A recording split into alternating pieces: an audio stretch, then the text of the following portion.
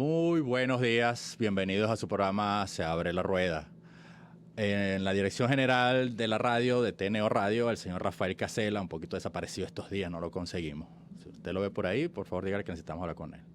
Ingeniería de Sistemas, el señor Antonio Calderón.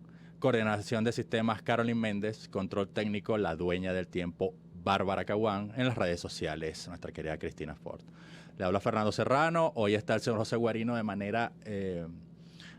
recuperándose de una dolencia, pero lo vamos a tener vía Skype, al igual que nuestro invitado ya de la casa, el señor profesor José González.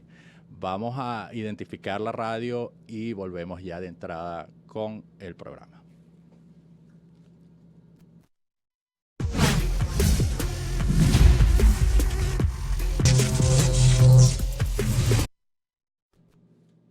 Volvemos a nuestro programa Se Abre la Rueda.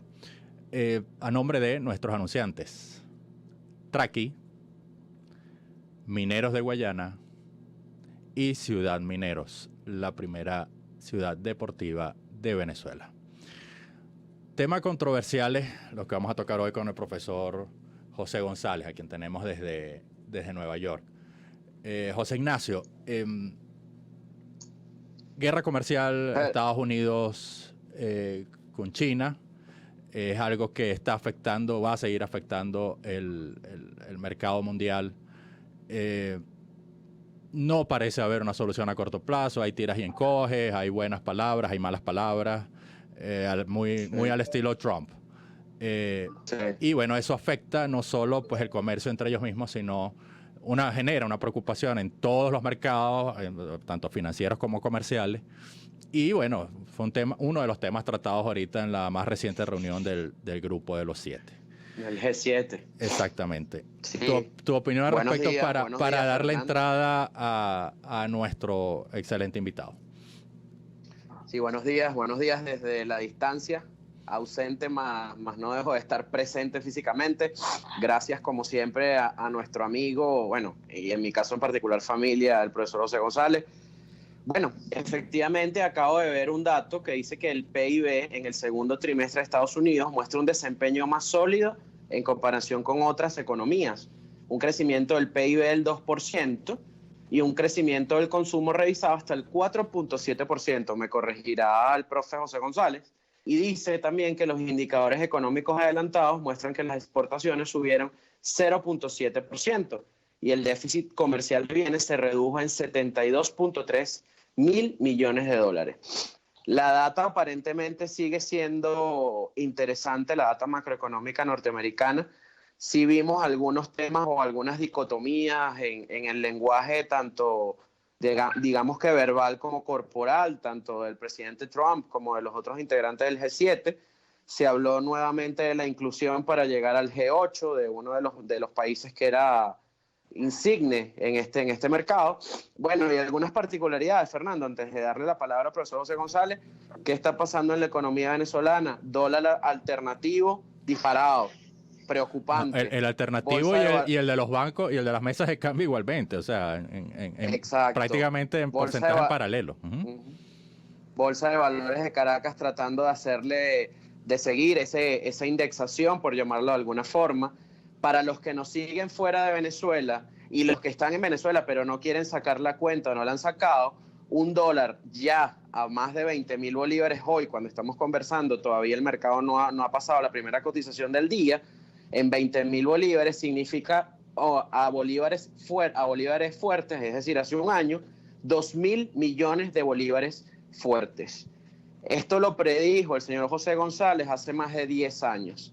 Ahora, bueno, voy a ser yo, desde la distancia con ambos, el que le dé la palabra. Bienvenido siempre. Muchísimas gracias por su disposición y bueno, el programa es suyo, que no le cuesta nada. Encantado, José Ignacio, un placer de nuevo estar con ustedes en la radio y en el aire.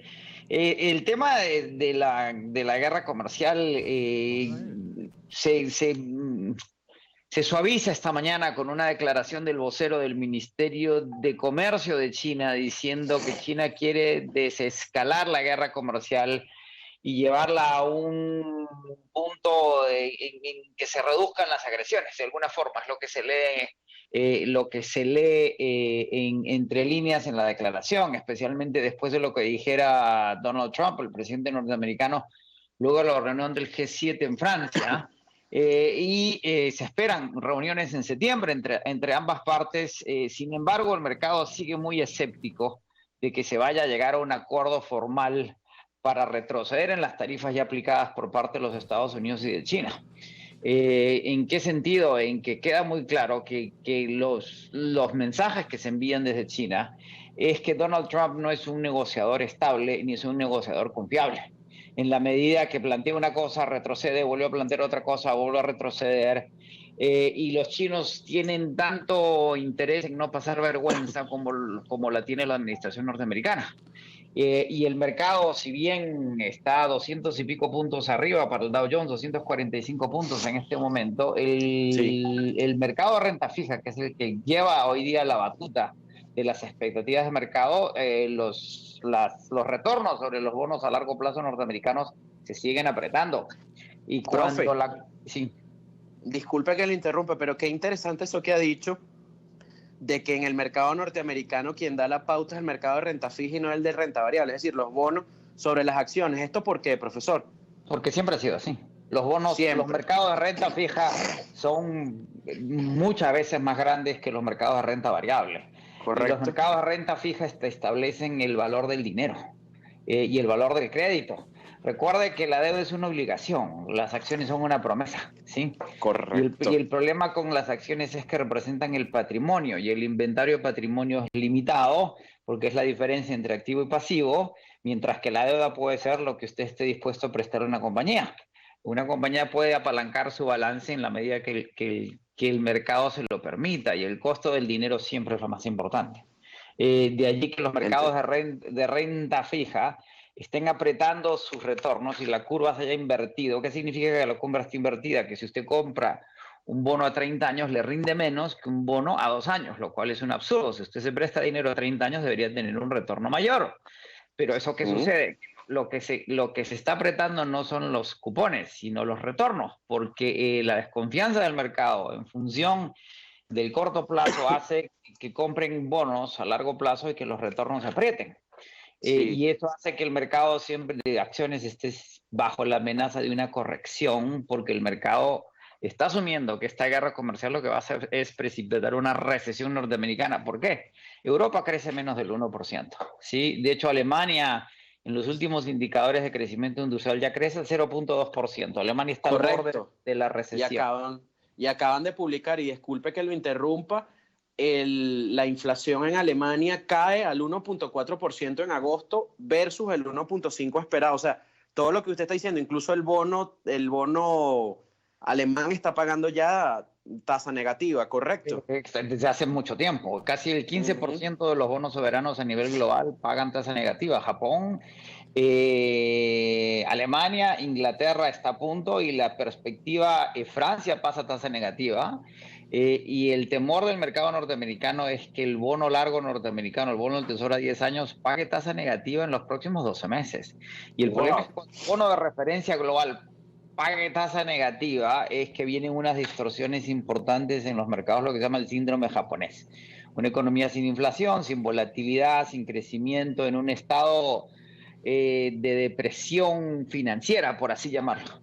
Y el problema con la guerra comercial es que si no crece Europa, no crece los Estados Unidos, Japón ya no crece a tasas del 7,5%, 8%, 9%, sino del 6%, la esperanza de los mercados financieros es que lo que se recuperaba y crecía era el comercio internacional.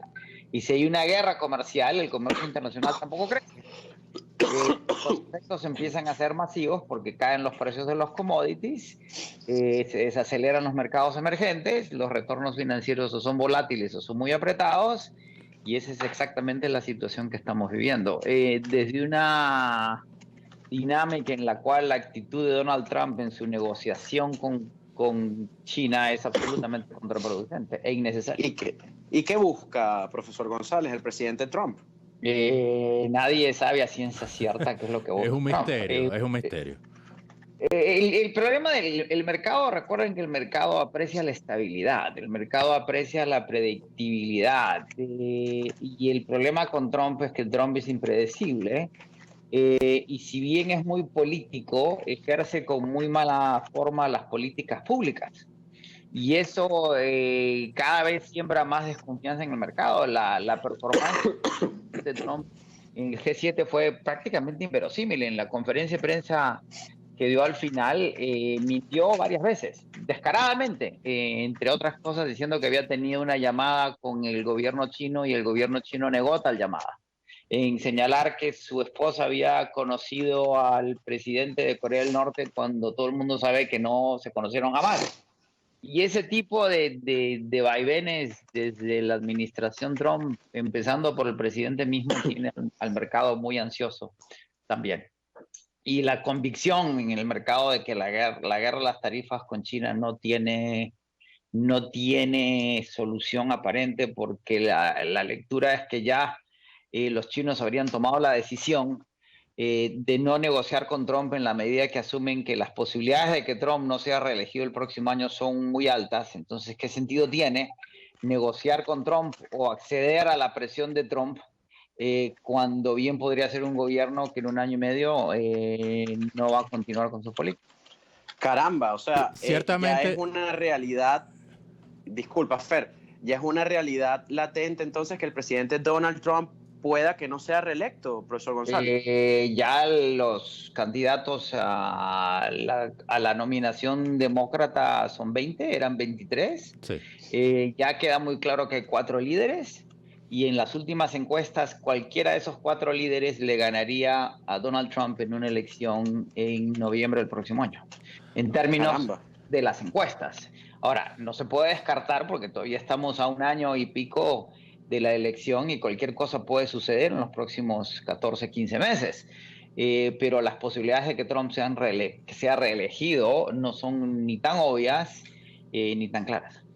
Ahora, ante ese escenario que usted acaba de plantear, profesor, ¿en qué puntos considera usted que debería ceder Estados Unidos y en qué puntos considera usted que debería ceder el gobierno chino?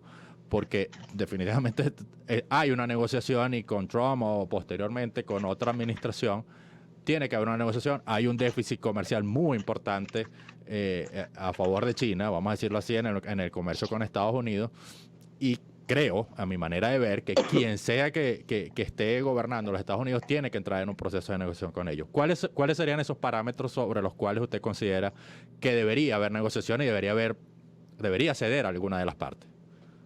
Es muy claro en el análisis del comercio norteamericano con China que China ha abusado de los privilegios que se le concedieron cuando entró a la Organización Mundial de Comercio hace 2 décadas, poco más, poco menos. Y China sigue teniendo un tratamiento preferencial como mercado emergente cuando ya es la segunda economía más grande del planeta. Lo que pasa es que los indicadores chinos son muy particulares. Si bien es la segunda economía más grande del planeta y una de las con mayores exportaciones, sigue teniendo un índice de pobreza muy alto. Y sigue siendo un país subdesarrollado. La dicotomía china es muy particular. Ahora bien, también es cierto que la política china de robo de propiedad intelectual ha sido muy escandalosa y tenía que ponerse el escoto. Nadie duda que algunas de las cosas que plantea Donald Trump y su administración son ciertas y justas. Así Lo que es. todo el mundo cuestiona es la forma en que negocia Trump con los chinos. Y en última instancia las tarifas terminan siendo un impuesto al consumo. Exacto. Y no favorecen absolutamente a nadie, ¿sí? Y además en esta guerra comercial China tiene muchos y mejores instrumentos para bloquear los intentos tarifarios norteamericanos de lo que podría tener otro país. China sigue siendo un país comunista con un gobierno central que en el momento en que Estados Unidos le aplica la segunda ola de tarifas devalúa la moneda y termina compensando el daño que le hacen esas tarifas, pero los consumidores americanos van a terminar pagando ese sobrecosto. China deja de importar soya norteamericana y le importa de Brasil. Ahora bien, esta guerra de tarifas no daña a América Latina, la daña en el sentido de que desacelera la economía global, pero nos convierte en un mercado mucho más interesante en términos de exportaciones a China o importaciones de China como tecnología Huawei. Que no hay que olvidar que en cuestiones como el 5G, la tecnología de Hawái es mucho más avanzada que la norteamericana porque Correcto. no hay legado, ¿sí? Y no hay que olvidar que para América Latina en particular el mayor socio comercial ya no es los Estados Unidos, dejó de serlo hace 5 años, es China. De hecho, las relaciones comerciales con China tienden a ser cada vez más importantes que con los Estados Unidos, sin descuidar a los Estados Unidos, que sigue siendo un mercado de consumo muy Exacto. importante a nivel global y al que nadie quiere renunciar. Es un tema de formas, y estas formas las ha trastornado Donald Trump, no los chinos. El impacto en los mercados, profesor, en ambos escenarios. Si se mantiene esta guerra, tanto de micrófonos como ya en septiembre, pues viene el incremento de las tarifas. ¿Cuál va a ser el impacto en los mercados financieros en ese sentido? Es la volatilidad que estamos viendo, ¿sí? De nuevo, en la medida que lo que se llama la japonización, este síndrome de economías que no crecen sin inflación, sin mayor variabilidad, que además que tienen que ver con condiciones estructurales, entre ellas lo que se llama el bono demográfico. Japón es una economía que tiene más y más personas mayores en su población y no hay jóvenes. La capacidad de reposición materna no se reactiva, eso ya lo estamos viendo en Europa, lo estamos viendo en Estados Unidos. Ese crecimiento no se va a reactivar y esta guerra comercial lo que hace es afectarla más aún, en la medida que el comercio internacional ha sido uno de los motores más importantes del crecimiento a nivel global. Y lo que teme el mercado es que con un crecimiento, esta japonización, que la economía norteamericana, y Trump prometió que esta economía creciera a niveles del 4,5, que hoy día demuestra que no puede crecer más del 2, el 2,1, que es exactamente lo que crecía en la administración Obama luego de la crisis hipotecaria del 2008. Y el mercado siempre se ha llevado, el mercado de acciones, entre las dinámicas macroeconómicas y los retornos corporativos. En la medida que los retornos corporativos fuesen o sean dinámicos, el mercado se iba llevando hacia adelante, especialmente en un ambiente de tasas de interés que subían, lo cual se subía la tasa de descuento, que es un elemento técnico pero importantísimo para definir si una acción es cara o no cara. Y el problema es que ya el mercado empieza a pensar que los resultados corporativos no van a ser lo buenos que han sido hasta la fecha. Exacto. Y que viene una corrección, lo que se llama la boca del cocodrilo. Si el mercado de acciones sigue subiendo y el mercado de renta sigue bajando, uno de los dos tiene que ceder. Ese gap no se puede seguir abriendo. En la medida que las tasas no van a subir, porque no hay condiciones para que se den, el mercado tiene que bajar, porque de lo contrario el mercado va a ser muy caro. Y ya tenemos una serie de indicadores, especialmente en lo que es el consumo de lujo y al retail. Esta mañana Century 21 anuncia que va a entrar en quiebra. Barneys entró en quiebra hace 2 semanas. Forever 21, no Century 21. Lord & Taylor, uno de los shopping malls más importantes, se vende a una cadena canadiense por $100 millones. Nada. Que es un precio de mucho descuento. Ya hay indicadores que, si bien el consumo se mantiene, empieza a corregir. Y el mercado empieza a pensar en qué momento los retornos corporativos se deterioran y tenemos que corregir los precios de esas acciones. Y eso es donde vamos. Entonces el mercado se empieza a guiar por indicadores macroeconómicos, pero lo macro no siempre termina convirtiéndose en micro. Entonces tenemos esta volatilidad que estamos viviendo y que la actitud del presidente norteamericano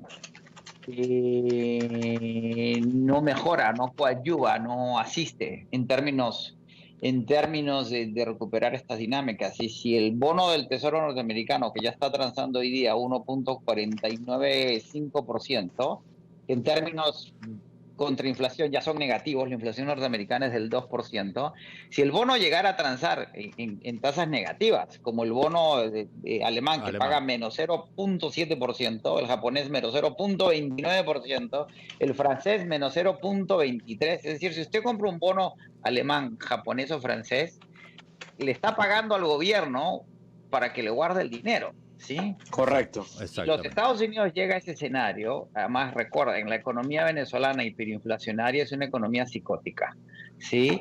Una economía psicopática. Psicótica, es una economía maníaca, una economía como la japonesa es depresiva. Profesor, ¿sí? vamos un minuto. Es la otra cara de la moneda. Sí, vamos un minuto a comerciales y seguimos ahondando en el tema. Disculpa que te interrumpa. Fernando. Dime. un detalle, nuestra audiencia por Twitter, TNO Radio no tiene señal en internet. Por favor, verificar esto. Ok. Gracias. Gracias. Vamos a comerciales y seguimos andando en este tema y vamos a los mercados. Europa, ¿cómo se ve afectada? Latinoamérica, entramos con Argentina y nos vamos a nuestro querido país. Gracias, profesor. Vamos arriba.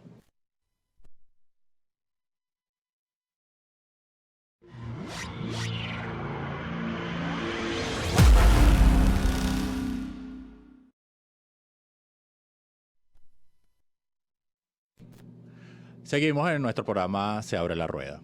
Profesor y José, ahondando aún más en el tema del impacto de la guerra comercial China-Estados Unidos,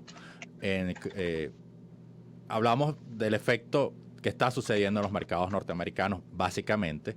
Inclusive hablaba el profesor de un tema de cómo se estaba perjudicando, o cómo se podía ver perjudicado el consumo, pero cómo se va esto a Europa, que ya, como muy bien había descrito, entra en un proceso pre-recesión, y cómo afecta a los mercados latinoamericanos y se combina esto con el efecto Argentina, etcétera, etcétera. Básicamente, en el caso europeo, el temor inmediato es que la guerra comercial que se ha planteado con China se extienda a Europa. Recordemos que ya Trump había declarado o había establecido un conflicto comercial con la revisión de NAFTA con Canadá y México, que son los socios comerciales más importantes de los Estados Unidos, y sin embargo se llegó a un acuerdo que cambió comas del acuerdo existente y se le cambió el nombre. Y una de las esperanzas era de que eso es lo que sucediera con China, y sin embargo en el caso de China se ha escalado. Y antes de viajar a Francia para el G7, Trump amenazó y sigue amenazando en poner tarifas a los vinos franceses y a los automóviles alemanes.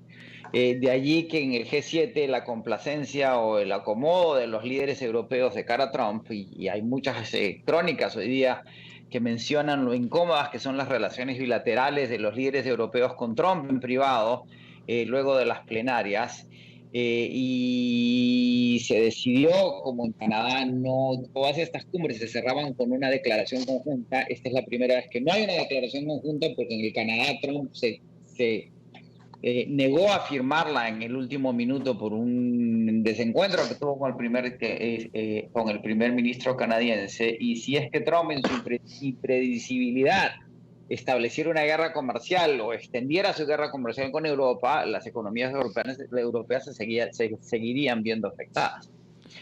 Ahora bien, Europa no crece desde hace casi 10 años. Las tasas de crecimiento en Europa son por debajo del 1% desde hace mucho tiempo, y ya es cada vez más la discusión que tiene que ver con condiciones estructurales, de nuevo, en muchas vías demográficas.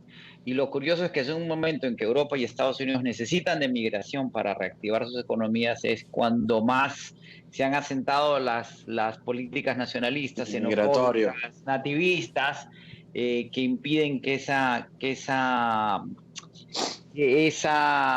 migración se efectúe. ¿Cómo nos afectan los mercados emergentes? En realidad hay una desaceleración global, y ya lo ha dicho el Fondo Monetario Internacional. América Latina, que se esperaba creciera a tasas del 2% este año, en la última revisión del fondo 1,7. No, 0,6%. Ya. ¿Por qué? Porque además, ¿qué es lo que no crece? No crece México, no crece Brasil, Argentina probablemente en recesión, y Venezuela está en depresión económica. Con esas 4 economías es imposible que las otras compensen la tasa de crecimiento a nivel regional, pero economías como Chile, Perú, Colombia y Panamá crecen entre el 2, el 3 y el 4%, que es muy sano. América está un poco al revés. Y lo que vemos es que las tasas de interés en las economías tienden a bajar para compensar esta volatilidad internacional. Y el caso Argentina es dramático en la medida que ayer anuncia el ministro Lacunza, el nuevo ministro de Economía argentino, que se va a tener que reperfilar la deuda argentina, la deuda internacional y doméstica, y que tienen que reperfilar los pagos al Fondo Monetario Internacional. Con lo cual esta mañana los analistas argentinos asumen que las posibilidades que el ticket Fernández pierda la elección presidencial de octubre son mínimas. Así es. Habiendo tirado la toalla el gobierno Macri en lo que había sido uno de sus logros, que era la refinanciación de Argentina, las posibilidades de una elección del peronismo después de las elecciones del PASO hace una semana son cada vez más claras. Sin embargo, lo curioso de esta situación global es que si bien es crítica, no es dramática, ¿sí? Lo que entramos es en un proceso muy peculiar, de nuevo, en donde el Japón empieza a ser analizado a fondo, porque el Japón está básicamente en recesión económica hace 20 años. Profesor, y una pregunta, y disculpe que lo interrumpa. Sí. ¿Y África? ¿África qué papel juega en esto? Porque he estado leyendo en estos días de reposo y aprovecho para solicitarle y dispensar disculpas a la audiencia por mi tos y por mi tono, pero es que estoy saliendo de un proceso infeccioso respiratorio. Entonces, ¿qué pasa con África en este caso? Y regresamos a América, disculpe que lo haya interrumpido. Lo que se llama el África del Subsahara, que es la que más se presta atención, es que sigue, si bien ciertos países de América Latina han empezado a escapar la trampa de la clase media. ¿En qué sentido? Ya hay 3 países en América Latina, Chile, Uruguay y Panamá, que en términos de ingreso per cápita ya han salido de la trampa de la clase media. El siguiente es Perú. Si Perú puede mantener un crecimiento del 3% al año, con inflación por debajo del 3%, con un tipo de cambio muy estable y un crecimiento de su clase media, en 22 años la economía peruana se vuelve a duplicar, sin que se duplique la población. Colombia tiene tasas de crecimiento muy razonables y Panamá es la estrella americana en términos de crecimiento. Ahora bien, eso no sucede en el África. El África sigue, de nuevo, mientras que en América Latina ya tenemos países que ya no son de tercer mundo, sino de segundo, y casi empiezan a ser de primero, como Chile, Uruguay y Panamá. África sigue sumida en el tercer mundo. Ahora, lo que tiene África, que no tiene el resto del planeta, es que tiene un bono demográfico gigantesco. La tasa de reposición materna. ¿Eso qué significa? Que para que una pareja se reponga, la mujer tiene que tener 2.1 hijos. ¿Por qué ese 0.1? Por la tasa de mortalidad infantil y porque hay parejas que no tienen hijos.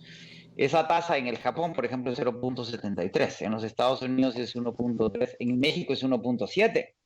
Ya en América Latina la tasa de reposición no es muy dinámica. En África está entre el 4.5 y el 5.5 hijos por mujer. Y viene de tasas del 8. El futuro demográfico de la humanidad está en África. Y curiosamente, el futuro, el origen de la humanidad es africano y el destino de la humanidad es africano. Pero esa es una dinámica que tomará 30, 40, 50, 70, 100 años en consolidarse. Y África sigue siendo una fuente importante de materias primas y será la fuente de consumidores hacia final de este siglo, ¿sí? Pero en el camino África sigue siendo más promesa que posibilidad, y no es casual que los objetivos de la nueva ruta de la seda china, la reconstrucción de las rutas por las cuales transitó la seda de Asia a Europa y hacia América Latina, tienen su último destino en África. Recordemos que el ciclo de negocios de Occidente es de 10 años, el ciclo de negocios de China es de 30 años.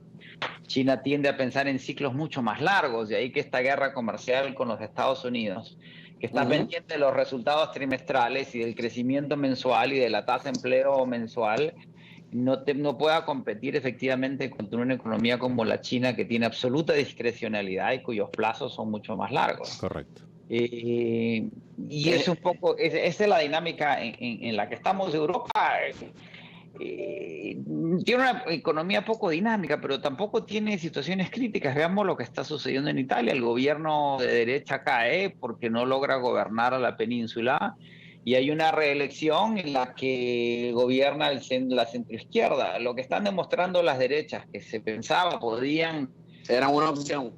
Que era una opción y podían controlar el espacio político en el mediano y largo plazo, están fracasando a muy corto plazo. Le está pasando en Bolsonaro en Brasil, le está pasando a Trump en los Estados Unidos. Y políticamente la gente vuelve a los centros, a las izquierdas que le den alternativas de políticas sociales mucho más activas, que es lo que va a terminar pasando en los Estados Unidos. ¿Y en Venezuela? Trump probablemente, no es el principio de un nuevo ciclo, sino el fin del viejo ciclo.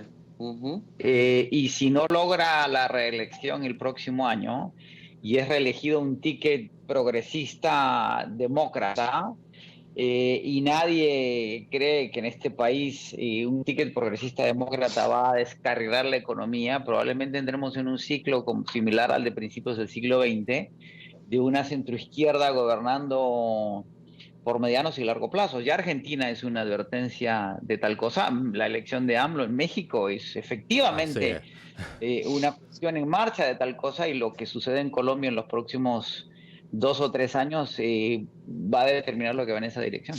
Profesor, es decir, y José, profesor González. Disculpa, ahorita entramos, José, en tu pregunta, y entramos también en el tema Venezuela, ya para el último espacio, para que sea amplio y podamos hablar tranquilamente de Venezuela. José, disculpa, por favor, que te haya atajado. No, tranquilo. Vamos a identificar rápidamente y entramos de nuevo en estos temas.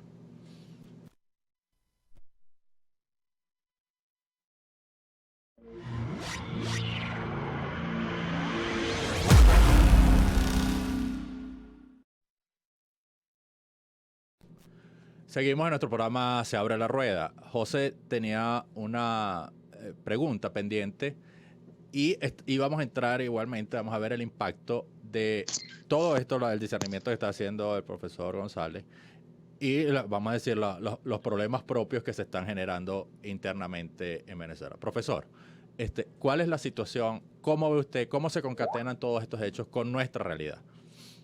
Venezuela es una singularidad en el universo latinoamericano y global. Los problemas venezolanos son más generados por la propia Venezuela que por las dinámicas internacionales, independientemente que la afecten, especialmente en lo que se refiere al precio del petróleo. Recordemos que el precio del petróleo es otro indicador de dinámica económica global, más allá del precio del petróleo en sí o lo que generan las compañías petroleras. Pero el problema de Venezuela no es el precio del petróleo, sino es que produce, de producir 3.1 millones de barriles en el año 2012, que fue el pico de la producción, y si se le aumentaban los líquidos y el gas y una serie de productos secundarios del petróleo, llegó a producir 3.4, 3.7 millones de barriles. Hoy día produce 700.000 barriles diarios, y eso es por un problema interno en términos de dinámicas económicas, de mantenimiento y de producción, de inversión, etcétera, etcétera, que han hecho que la situación venezolana sea absolutamente crítica. En Venezuela se celebra que la inflación baje de 1.350.000% el año pasado a un potencial 150.000% este año. Es decir, sigue siendo un absurdo que la inflación mensual caiga de 230% a 35% mensual. Es decir, en el caso de la hiperinflación peruana, en el peor año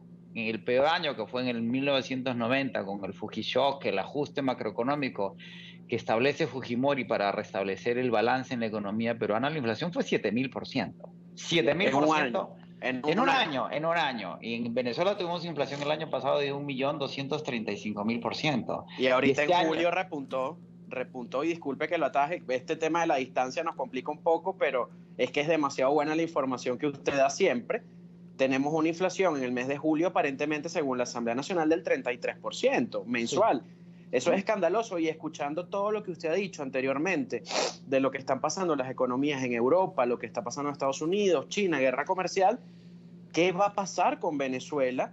Porque Venezuela tendría en este momento, si se hubiese llevado de una manera medianamente lógica y correcta económicamente, podríamos estar bastante bien para el mundo y dar una opción al mundo de inversión, etcétera. Pero bajo esta circunstancia donde el mundo está colapsado económicamente y financieramente, o rumbo a, ¿qué pasa con Venezuela? ¿Cómo recuperar Venezuela entonces? Venezuela está al margen de estas dinámicas internacionales. En la medida que Venezuela no resuelva su problema hiperinflacionario, no hay nada que se pueda hacer, ¿sí? Y el problema con la hiperinflación y el tipo de cambio, los mercados de capitales, es que ya no se trata de batir a un tipo de cambio que percibe una hiperinflación. La hiperinflación es lo que genera la psicosis financiera económica en el país. Y esa hiperinflación es generada por un banco central y por políticas de gobierno que la alimentan en un ciclo adictivo que solo puede ser cortado de golpe. La solución a las hiperinflaciones no es nueva. Se ha aplicado en distintos países desde la segunda década del siglo pasado hasta Zimbabue hace algunos años. Y el problema es que en la medida que existe esa hiperinflación, nada tiene sentido. La cartera de activos de toda la banca venezolana no llega a los 300 millones de dólares. Así es. ¿sí? El gobierno impone un impuesto a los grandes patrimonios, pero esos grandes patrimonios se deprecian a un ritmo del 30% mensual. Es decir, no hay grandes patrimonios que puedan durar en Venezuela. Es un absurdo. Ya todos vamos a ser grandes patrimonios, ya en el cortísimo plazo. Que se convierten en pequeños patrimonios. Exacto. ¿Sí? Y el problema es que la economía venezolana hoy día es el tamaño de Guatemala. El PBI venezolano son 75.000 millones de dólares. Guatemala tiene 6 millones de habitantes, con remesas de 8.000 millones al año, y Venezuela tiene 26 millones de habitantes, con remesas de 2.000 millones al año. 6 millones de habitantes, profesor. 6 millones. Guatemala es un país chiquitico. Una barbaridad. Es un paisito, mientras que Venezuela es un país crítico. Y ninguna solución efectiva a los problemas de Venezuela se puede hacer si es que no se controla la hiperinflación. ¿Y cómo controlarla? Cortando la emisión monetaria, cortando el financiamiento del déficit fiscal público vía emisión monetaria. La masa monetaria venezolana crece al 1% diario. Se trata de controlar con un encaje del 100%, que es un absurdo por sí mismo porque los bancos no prestan. La tasa activa en Venezuela es de que del 30%, del 60%. Sí, efectiva termina siendo un poco más, pero en un entorno hiperinflacionario, como usted dice, es nada. Es nada. Y con control de tasas es anecdótico. La tasa de ahorro es del 20%. El problema con la hiperinflación es que todo es un absurdo. ¿Quién presta al 60% con inflación de 150.000% al año? ¿Quién ahorra al 30% con inflación de 30% mensual? El overnight es 143%. Anualice ese overnight, o sea, 143% a la 360. Exacto. Para que vea cuál es el costo del dinero. En la medida que no se corrige esa distorsión, nada tiene sentido. Nada, absolutamente nada. Y el problema es que lo que pasa en Venezuela hoy día es que los analistas financieros y los operadores financieros tratan de implementar una cierta normalidad en el análisis de las condiciones macroeconómicas y financieras venezolanas, y nada es normal. Pero es una economía cuando no lo hacen, estimado profesor, o cuando no lo hacemos, que nos caracteriza a Fernando y a mí, somos lapidados por esos analistas. Sí, porque claro, lo primero... Yo entiendo que traten como Disculpe. Yo vi la hiperinflación peruana de fines de los 80, que en comparación con la venezolana es marginal en función de las dimensiones de lo que está sucediendo en Venezuela. Las proyecciones del Fondo Monetario Internacional es que la contracción económica este año va a ser 35%, sobre una contracción acumulada del 57%. 7%. Llegamos a un absurdo que la economía no se puede contraer en 100%, dejaría de existir, ¿sí? La contracción real en dólares constantes no llega a tales niveles, pero ya tenemos una economía que se contrae básicamente en 5 años en 62%, 65%.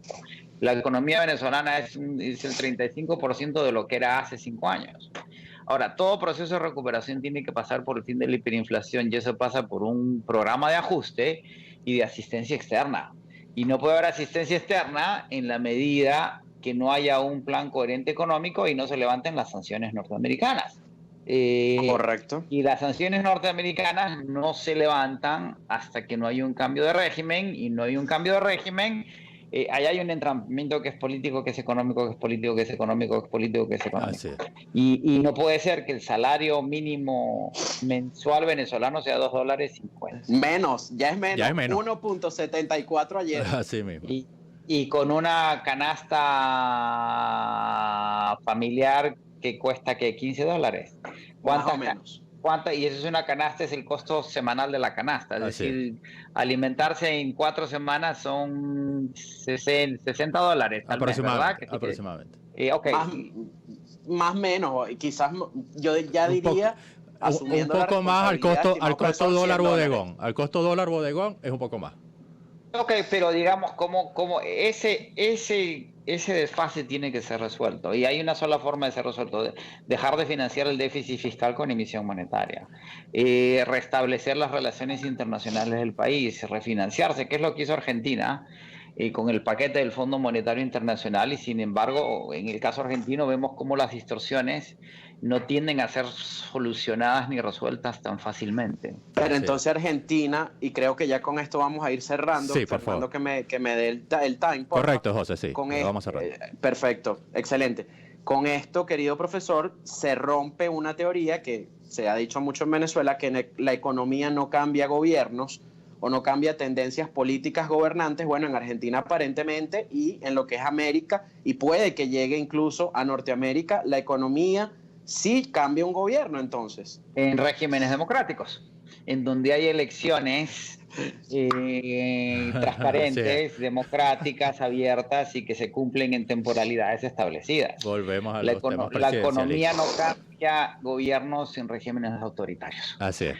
Y hay una cosa que queda clara en el caso de la administración Maduro, y es el reporte Bachelet de las Naciones Unidas. Correcto. Que es una evaluación mesurada, centrada, objetiva y razonable de la situación política social del país, en la cual el elemento económico tiende a agravarlo y no a resolverlo. Profesor, como de costumbre, nos quedamos cortos de tiempo, y José, muchísimas gracias. Vamos a seguir, por supuesto, en contacto. Y bueno, le agradecemos de verdad su presencia. José, muchas gracias. Un placer. Gracias, profesor. Gracias a la audiencia. Disculpen lo malo, los ruidos propios de un padecimiento de salud respiratorio. Pero bueno, siempre con la mayor responsabilidad, y un placer hacer este programa con Fernando, que es el capitán de este barco, que así se esté hundiendo, pues él sigue capitaneando. Gracias, José. Muchas gracias a nuestra audiencia. En TNO Radio, nuestros patrocinantes: Traqui, Mineros de Guayana, Ciudad Minero. En la radio, Dirección General de TNO Radio, Rafael Casela; Ingeniería y Sistemas, Antonio Calderón; Coordinación de Sistemas, Carolyn Méndez; en el control técnico, la dueña del tiempo, Bárbara Caguán; y en las redes sociales, nuestra querida Cristina Ford. Los esperamos el jueves que viene, como siempre, y muchísimas gracias. Viento y marea para todos. Señores, se cierra la rueda. Gracias.